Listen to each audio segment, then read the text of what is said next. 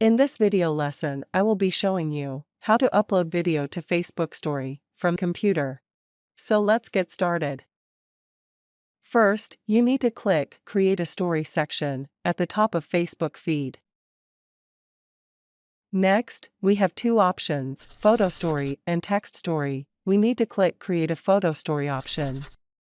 From the computer, we can select video and upload to the story. By default, the file type will be set to custom image files. We need to change it to all files. And now, we need to select the video and upload it. You will see this message on the screen. Don't mind, just click Share to Story. Next, to confirm the video has been added to Facebook Story section.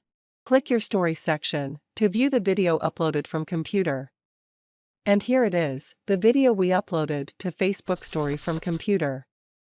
And done uploading video from computer to Facebook Story.